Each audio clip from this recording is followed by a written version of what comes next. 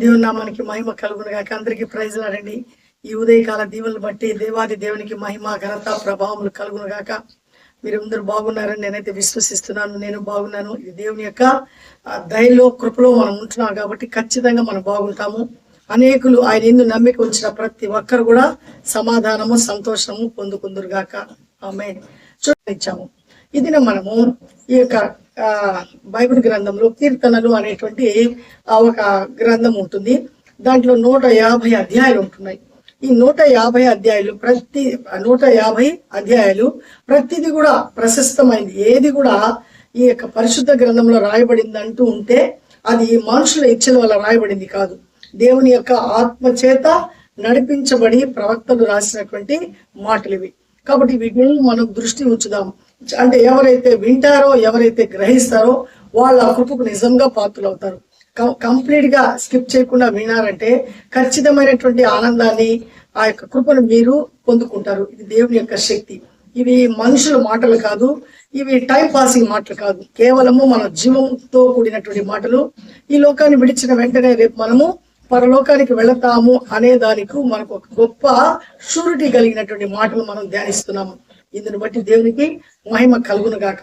చూడండి, ఇక్కడ మొట్టమొదటి అధ్యాయంలో ఇక్కడ కొన్ని మాటలు ఉంటాయి. ఆ మాటలు ఏంటంటే, దుష్టుల ఆలోచన చొప్పున నడవక, పాపుల మార్గమున నిలవక, అపహాసకులు కూర్చున్న చోట కూర్చుండక, యెహోవా ధర్మశాస్త్రమందు ఆనందించుచు దివారాత్రులు ధ్యానించువాడు ధన్యుడు అనేటువంటి మాటలు ఇక్కడ రాయబడి ఉంటాయి. అంటే దుష్టుల ఆలోచన చొప్పున నడవక అంటే టైం పాస్. ఈ లోకంలో కొంత పని అయిపోయిన వెంటనే మాకు పొద్దు పోవట్లేదు, మాకు టైం పాస్ కావట్లేదు అని వాళ్ళు చాలా మంది ఉంటారు. ఎందుకు కావట్లేదు అంటే, దేవునితో ఎవరైతే నడుస్తారో, దేవునితో ఎవరైతే ఆ అటాచ్మెంట్ కలిగి ఉంటారో, ఆ బాండింగ్ లో ఉంటారో వాళ్ళకి అసలు టైం చాలు. ఎందుకంటే దేవుని గురించి ధ్యానించే దాని కొరకు, దేవుని మాటలన్నిటినీ ఆ హృదయంలో తలపోసుకునే దాని కొరకు ప్రార్థించుటకు, అనేకులు ఆ యొక్క పాపంలో పడిపోయిన వారి కొరకు ప్రార్థించుటకు, అనేక జీవితాల్లో ఉండేటువంటి కష్ట నష్టాల కొరకు ప్రార్థించుటకు మనకు టైమే చాలు. అంటే ఒంటరిగా ఉండే వాళ్ళకి టైం అసలు చాలు.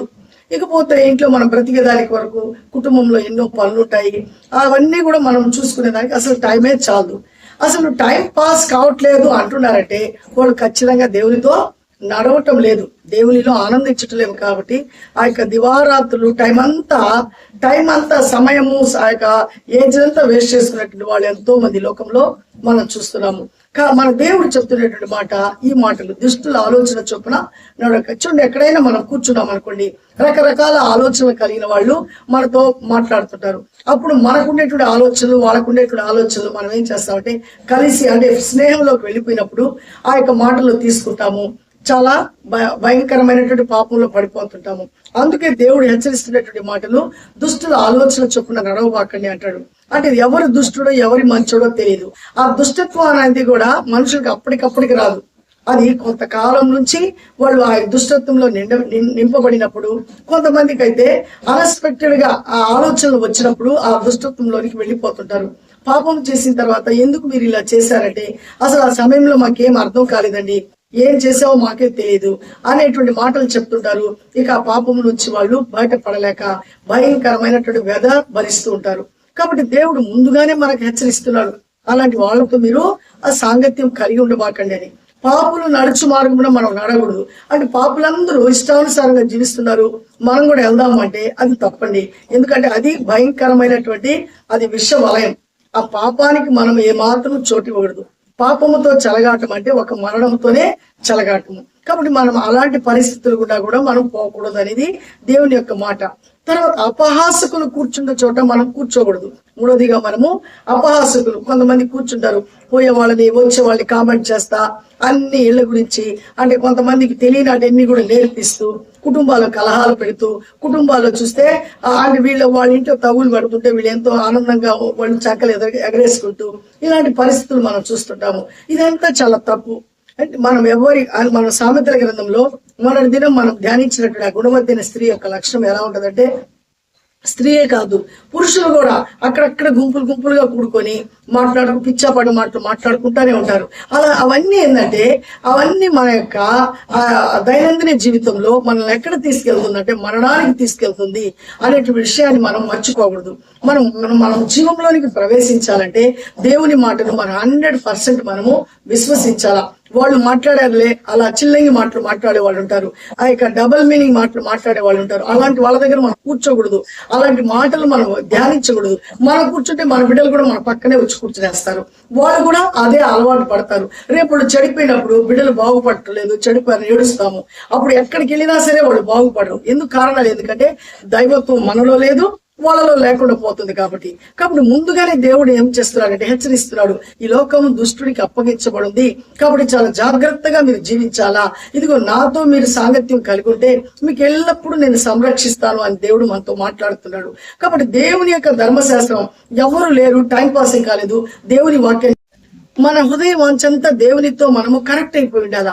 అప్పుడే మనము సమాధానంగా ఉంటాము. మనం అన్ని పరిస్థితులు మనం ఏం చేస్తామంటే క్యాలిబర్ చేసుకుంటాము. ప్రతి ఒక్కరిని కూడా మనము ఆ మార్గంలో నడిపించగలము. అది కుటుంబంలో ఒక స్త్రీకి కానివ్వండి, పురుషుడికి కానివ్వండి, ఒక తల్లికి తండ్రికి ఉండవలసిన లక్షణాలు.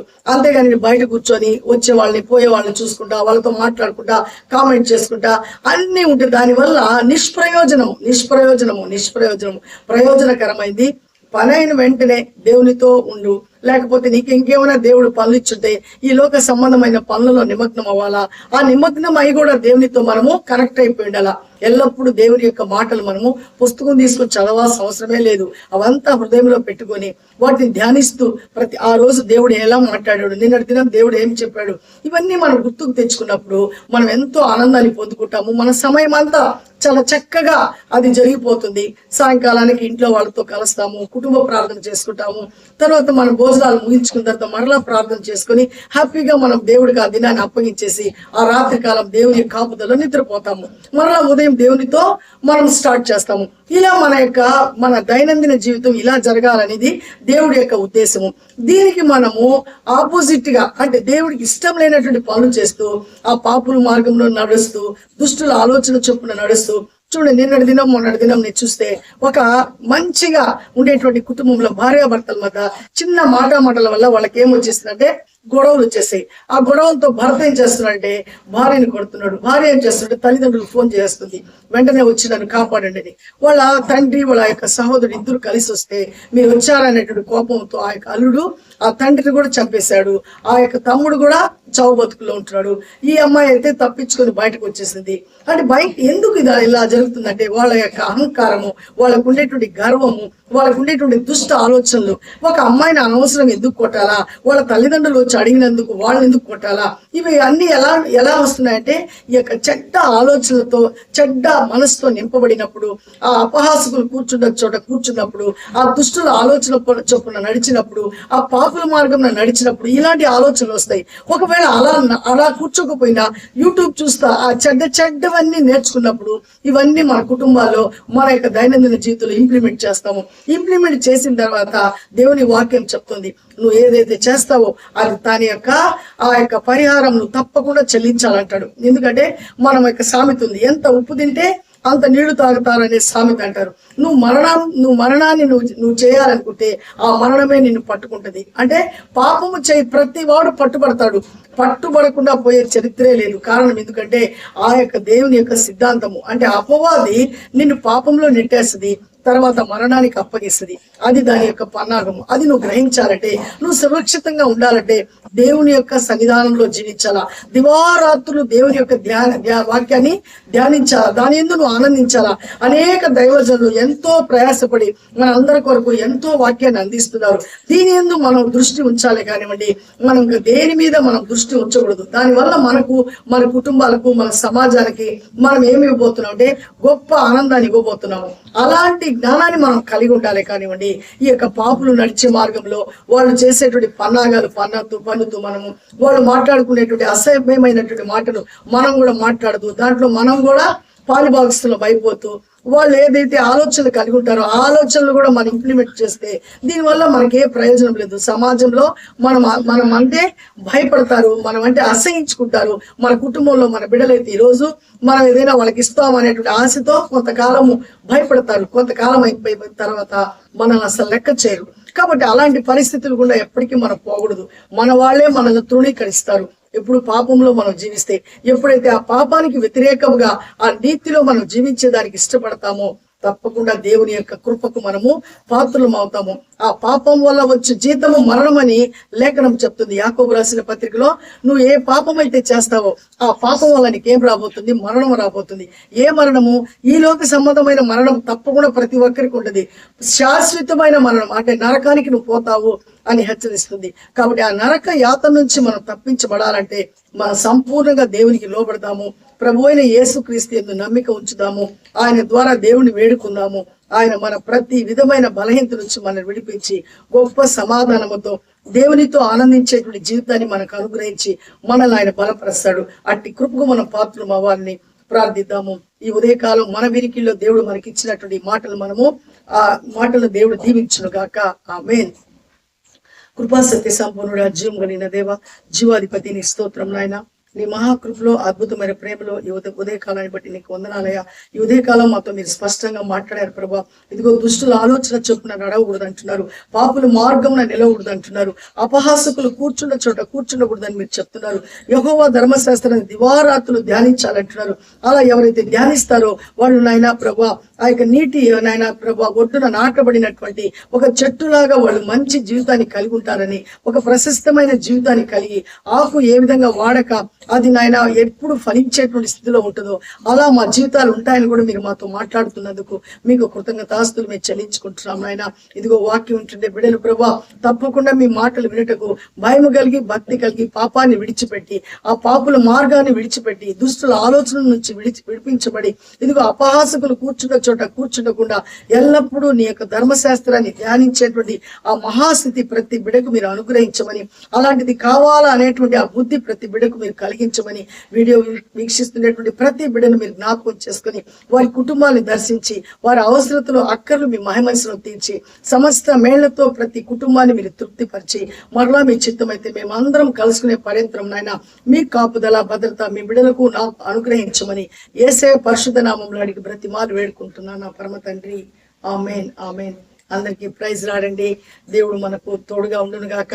తప్పకుండా దేవుని యొక్క మాటలు స్కిప్ చేయకుండా వినాలి. మీరు కొంచెం వినేసి అది బోర్ కొడుతుంది అనుకోబాకండి. ఇది జీవం కలిగిన మాటలు. ఖచ్చితంగా మనం వింటే మనం ఖచ్చితంగా మనం ఈ లోకంలో సమాధానంతో జీవిస్తాము, మన కుటుంబాన్ని సమాధానంగా నడిపిస్తాము. అట్టి కృప దేవుడు మనకి ఇచ్చును గాక. మీరు ఇంతవరకు సబ్స్క్రైబ్ చేయకపోతే తప్పకుండా చేయండి. మన ఛానల్ని అందరికీ తెలియచేయండి. అనేకుల్ని దేవుని యొక్క మార్గంలో నడిపిద్దాము, పాపం నుంచి విడిపిద్దాము, ఆ దుష్టుల మార్గం నుంచి విడిపించి అపహాసకులు కూర్చున్న చోట కూర్చుండకుండా దేవుని వైపు తిరిగే విధంగా ప్రతి ఒక్కరి హృదయాన్ని పురిగొలు పెట్టిన స్థితిలో మనమందరం ఉండాలని మనము ఆ దేవుని ఆశపడుతున్నాడు. ఆశ దేవుడు తప్పకుండా తీర్చునుగాక. షేర్ చేయకపోతే తప్పకుండా షేర్ చేయండి, లైక్ చేయండి. మరలా మనం కాసుకునే పర్యంతరము ఆయన కాపుదల భద్రత క్షేమం మనకు తోడుగా ఉండును గాక. షాలోమ్.